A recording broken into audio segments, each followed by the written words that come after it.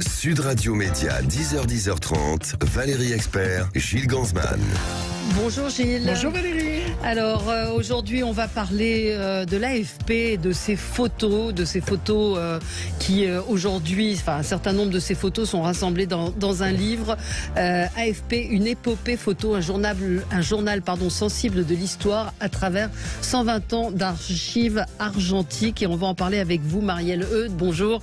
Vous êtes directrice des projets spéciaux à l'AFP. C'est vous qui avez eu l'idée de ce livre, qui avait coordonné la sélection des photos. Je précise que ces photos seront exposées à la galerie Elia, 10 rue de Turenne. C'est édité aux éditions Fisheye, en collaboration donc avec l'AFP. Vous êtes journaliste, spécialiste de la Russie. Vous êtes diplômé de l'INALCO. On va revenir avec vous sur votre parcours. Vous avez dirigé le bureau de Moscou, c'est ça, à un moment, pour l'AFP.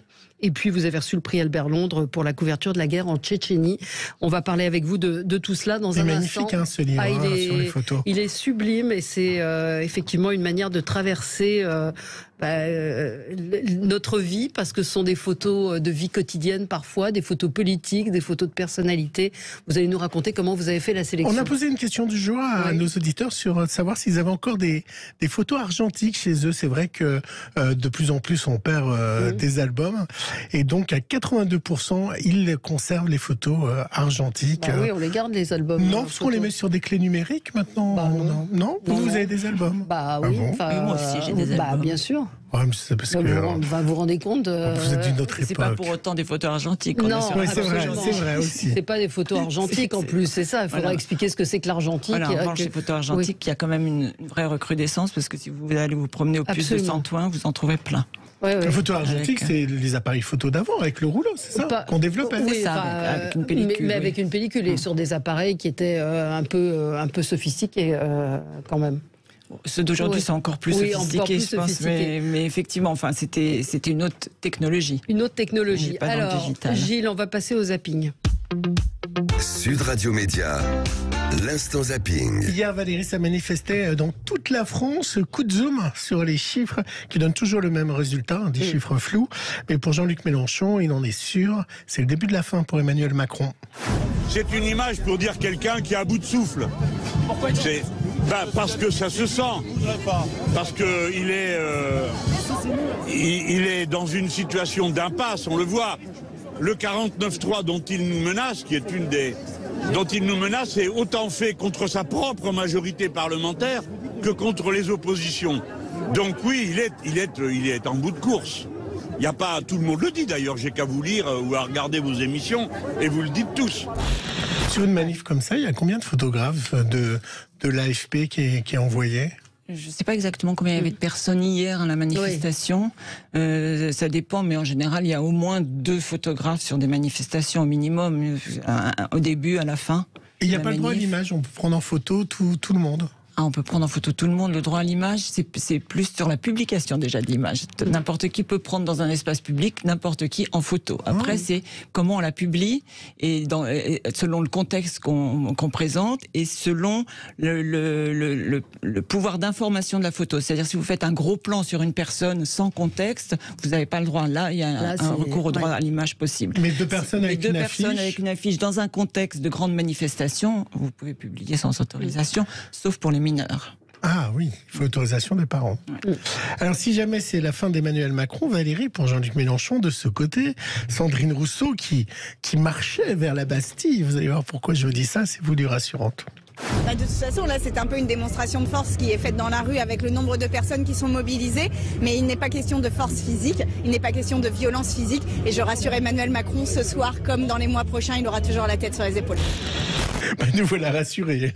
Elle ne veut pas guillotiner Emmanuel Macron en allant vers la Bastille. Focus sur les débats de l'Assemblée nationale, sur le budget. Alors, il y a une partie, alors c'est un peu buzzé, qui a intéressé Marine Le Pen. Il ne s'agit pas d'immigration, écoutez.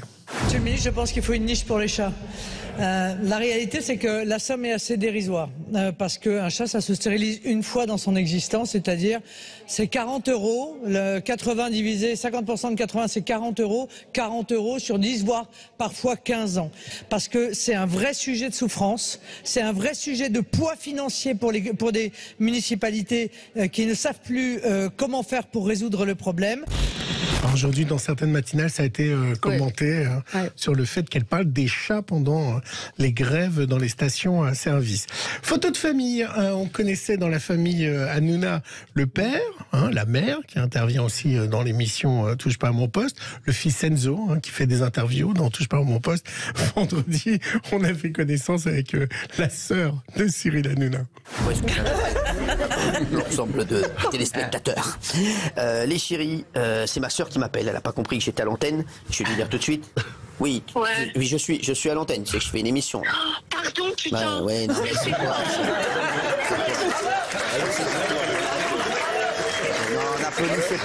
n'applaudissez pas les fauteurs de troubles. À tout à l'heure. Excuse-moi, salut. Au revoir. La peut pas savoir. La punit pas, discute avec elle. Oui, c'est Nino, le fils, vous m'avez fait remarquer hors micro, et non pas Enzo, comme j'ai dit. Et puis pour finir, c'était le grand retour de la Starac samedi. Alors avec la clé, un succès, Valérie, d'audience.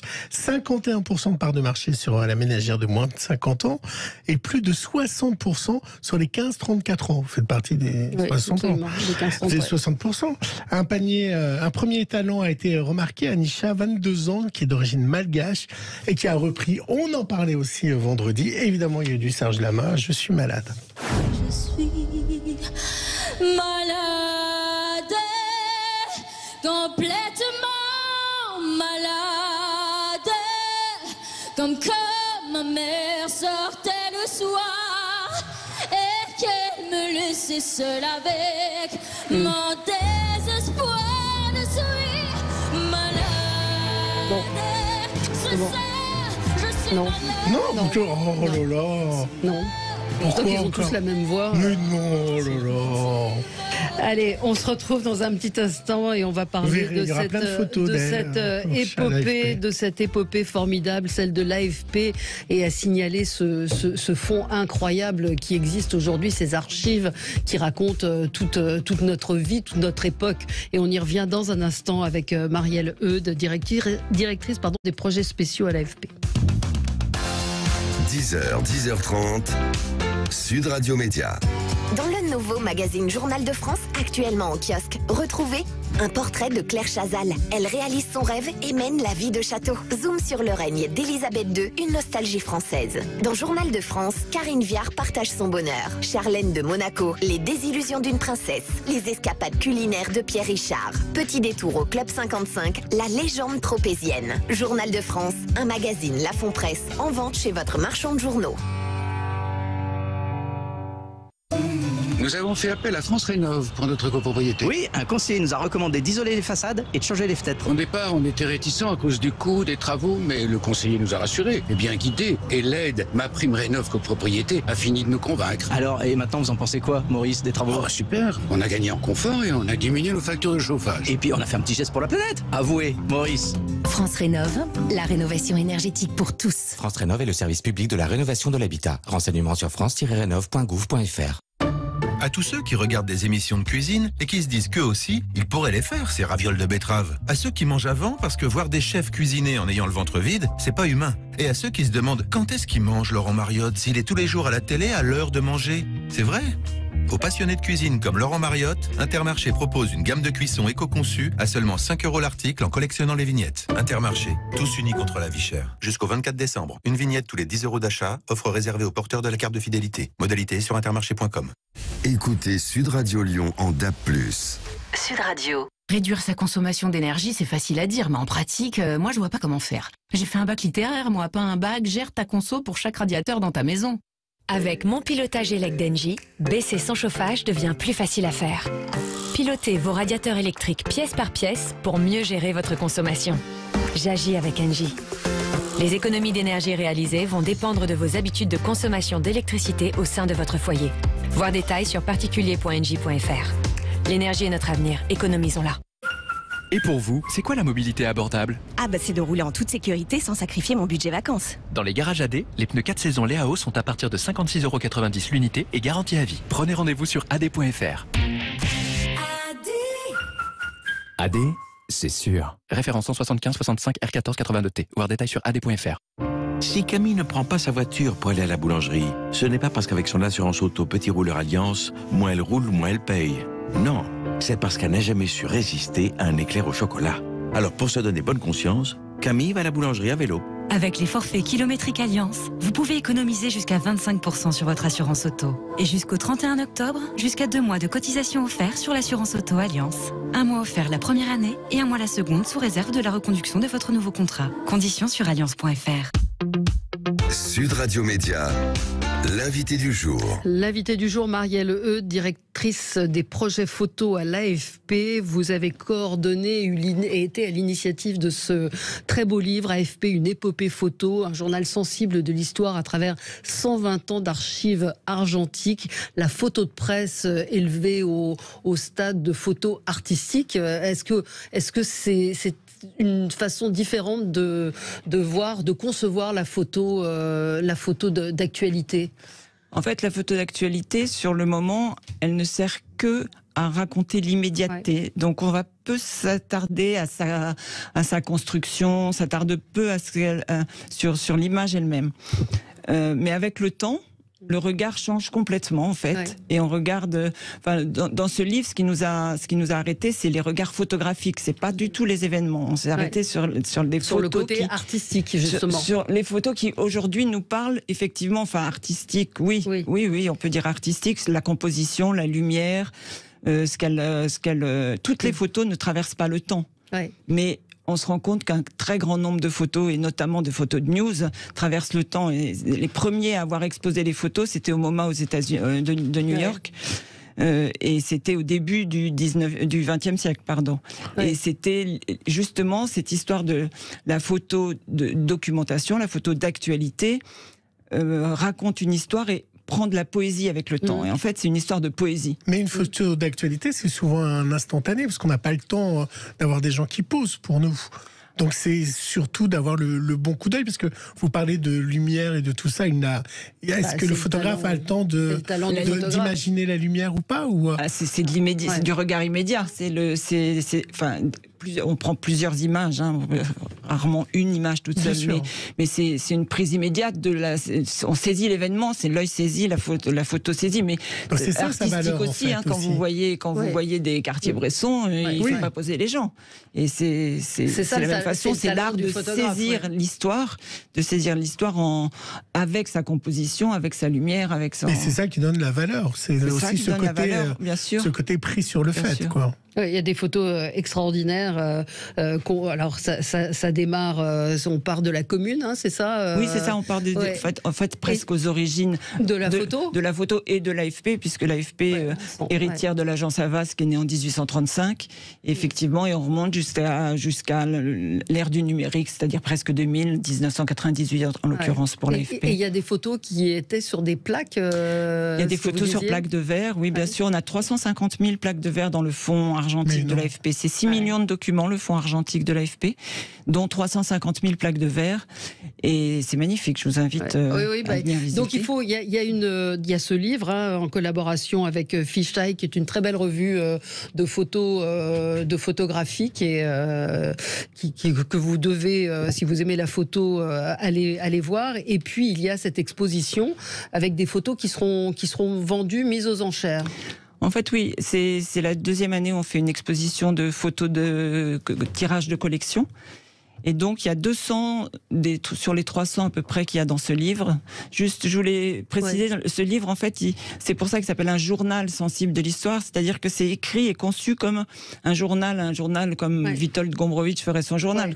C'est un journal d'impression. C'est pas du tout. C'est pas chronologique. C'est pas du tout chronologique. Les histoires se parlent. C'est une histoire d'émotion et c'est vraiment comme un petit peu, chaque photo est un peu une petite capsule temporelle, c'est-à-dire que vous sortez votre valise qui a été enterrée, qui date de 1920, donc c'est votre petite photo qui sort, et là qui vous renvoie des émotions et des moments qui peuvent faire appel à ce que votre histoire perso ou l'histoire, la mémoire collective qu'on partage tous. C'est vraiment cette histoire de puzzle. Comment vous faites avec les photographes qui sont décédés pour les droits? Il y a des ayants droit? Alors, ça dépend. Il y a effectivement...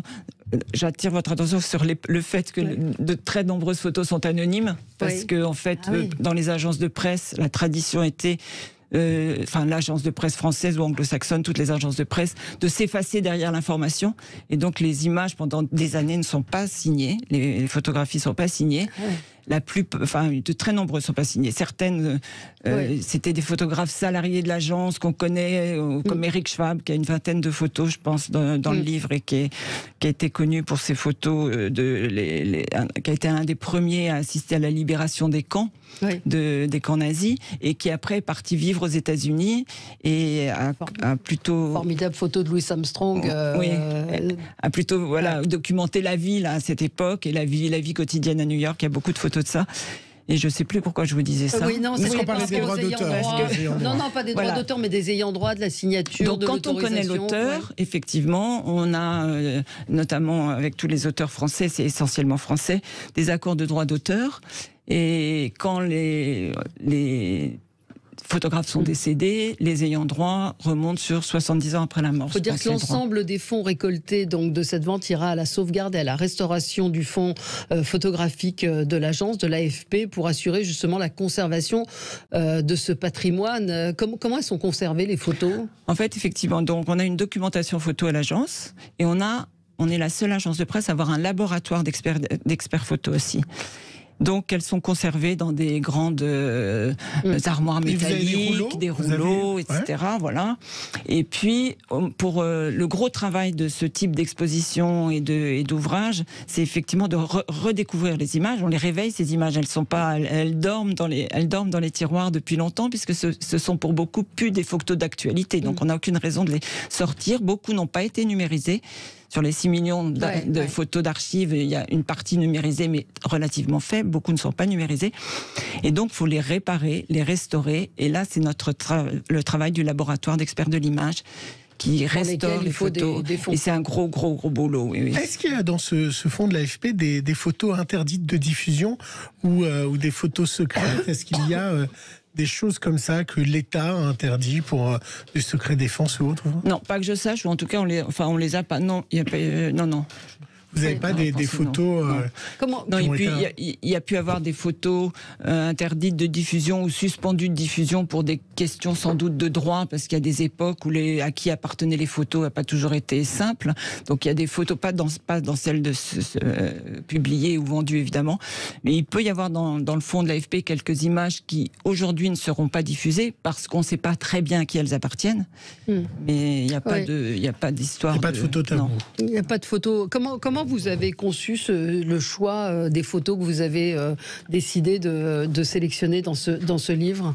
C'est vraiment un regard photographique en fait. Et très personnel, non? Oui, très personnel. Donc c'était vraiment, on va fouiller dans les tiroirs, on s'arrête sur des images et on sélectionne.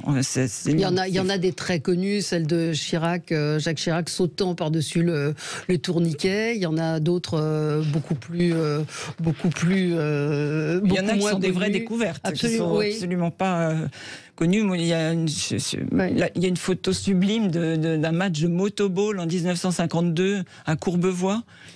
Où ce championnat de France de motoball. Cette photo est incroyable aussi. Le retour depuis Odessa des déportés, de prisonniers de guerre, c'est en 1945. Donc c'est aussi une manière que vous disiez, de relire l'histoire. Il y a des textes qui sont très beaux aussi, qui commandent certaines photos avec des personnalités très très différentes. Il y a une dizaine d'auteurs effectivement qui nous offrent leur vision. Qu'on choisit une photo et qu'on fait une carte blanche sur la photo. Vous avez Alain Mabancou, Karine Thuil, Francesca Pollock, dont vous parliez tout à l'heure sur Renoir, qui fait une très belle lettre magnifique à Renoir.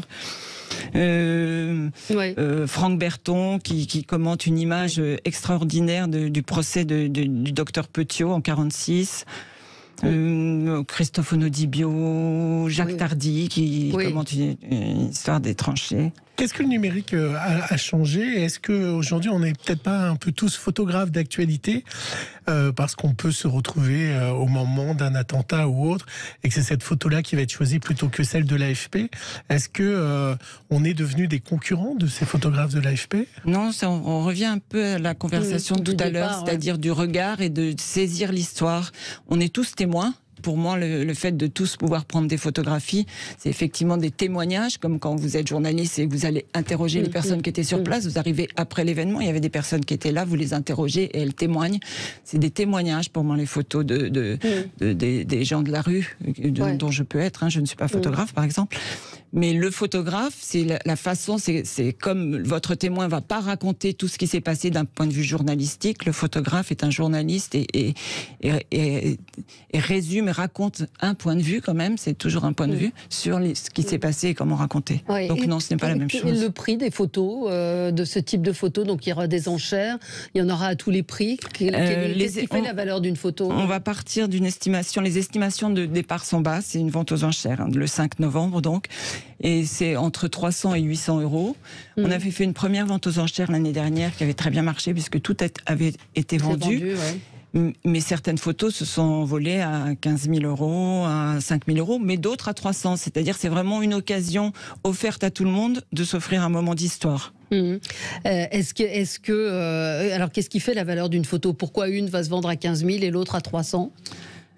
Alors, il y a le nom du photographe sûrement. Il y a un peu le nom du photographe, mais ça marche moins pour les agences de presse, puisque justement c'est un peu un hommage, ces photographies, ces collections, ces livres, à tous ces anonymes de l'information. Mais cela dit, il y a des photos, si on vous cachait les noms et on vous disait c'est que des photos de gens connus, vous pourriez écrire des manerets sur certaines photos, des Lartigue, des Capa. Je suis sûre qu'il y a des gens qui se tromperaient. Mais alors donc le prix est fonction de l'émotion que chacun va mettre dedans et de ce que justement ce qu'elle révèle en souvenir collectif. C'est pour ça que je pense les deux qui sont partis le plus cher l'année dernière, c'était Gainsbourg et Chirac. Ah oui. Bien sûr. Et c'est la mémoire collective qui fait que... Valérie disait que vous avez été responsable du bureau de l'AFP à Moscou. Il y avait des photographes à Moscou? J'étais responsable de la rédaction. C'est compliqué de faire des photos dans un pays comme la Russie? Alors ça dépend des époques. Moi j'y étais là-bas de 92 à 2006. Donc c'était déjà à une époque où tout s'ouvrait au départ. C'est ça. Et donc c'était extrêmement simple, c'était même étonnamment simple. Parce que vous pouviez aller partout. Au contraire, oui, c'est ça, oui. Donc ça dépend vraiment des époques. Ça s'est beaucoup refermé depuis le début des années 2000. On peut rendre hommage aux photographes de guerre, ceux qui sont sur le front en Ukraine, ceux qui sont sur tous les terrains de guerre. Et je pense aux photos de Patrick Chauvel, qui n'est pas... Moi, je dirais qu'on peut rendre hommage à tous les photographes et les journalistes de terrain. De terrain, absolument. Où que soit le terrain. Tout ce qui est journaliste de terrain dans lequel on regarde et on raconte et on dit ce qu'on voit au plus proche, évidemment, mais quel que soit le sujet. Oui, vous préférez un texte ou une photo? Ça dépend. Ça dépend. Maintenant, c'est vrai que depuis plus de 10 ans, parce que ça fait plus de 10 ans que je suis dans la photo à l'AFP, puisque j'étais directrice de la photo avant d'être directrice de projets spéciaux, donc je suis plus proche des photos. Mais moi, naturellement, je m'exprimerai par un texte. Plus par un texte. AFP, une épopée photo. Alors le livre est en vente, en précommande, c'est ça pour l'instant? En vente à la Fnac depuis aujourd'hui. À la Fnac aujourd'hui. Et auprès de Fichaille en précommande. Voilà, Fichaille est très beau journal, encore une fois consacré à la photo. Et puis à cette galerie, si vous êtes à Paris, galerie Elia 10 rue de Turenne, pour voir ces photos de l'argentique à l'iconique. Donc à partir de la semaine prochaine. Merci. Exposition gratuite et ouverte à tout le monde. Et avec des photos qu'on peut acquérir donc pour un prix, certaines pour accessible à tous. Marielle Eudes, donc directrice des projets spéciaux à l'AFP. Merci d'avoir été avec nous. Et dans un instant, c'est Jean-Jacques Bourdin qui sera avec vous. À demain.